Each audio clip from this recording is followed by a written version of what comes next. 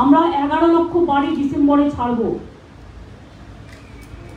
3 বছর কেন্দ্রীয় সরকার আমাদের গ্রামীণ আবাসে কোনো টাকা দেয়নি। তাছাড়াও 1,70,000 কোটি টাকা আমরা পাই। 11 লক্ষ বাড়ির মধ্যে আমি ইতিমধ্যে 65,000 বাড়ি মাইনরিটি ডিপার্টমেন্ট থেকে ডেস্টিটিউট উইমেনদের করে দিচ্ছি। কাজে এখন বন্যায় যে বাড়িগুলো একেবারে রসাতলে গেছে, মানে ভেঙে গেছে, সম্পূর্ণভাবে বিধ্বস্ত হয়েছে, সেখানে আমার যে 11 লক্ষ লিস্ট আছে সেই লিস্টের মধ্যে বাড়িগুলো আছে কিনা দেখে নিতে বলেছি। সার্ভেটা বর্ষা মানে জাস্ট শেষ হলেই শুরু করবে।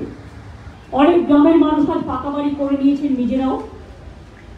গভর্নমেন্ট থেকেও আমরা 50 লাখ করে দিয়েছি এবং এবার 11 লাখ হাতে নিয়েছি। তাতে 60,000 আমার যদি বাঁচে, মাইনরিটি ডিপার্টমেন্টের টাকা, সেটাও গভর্নমেন্টের টাকা, প্লাস আরও 1-1.5 লক্ষ বাড়ি যাদের বন্যায় ভেঙে গেছে, তাদেরটা আমি ইনক্লুড করব। যেখান থেকেই হোক না কেন টাকা জোগাড় করবো, করে আমরা এটা করব। বাংলা হান্টের আরও খবর দেখতে নজর রাখুন। বাংলা খবর মানেই বাংলা হান্ট।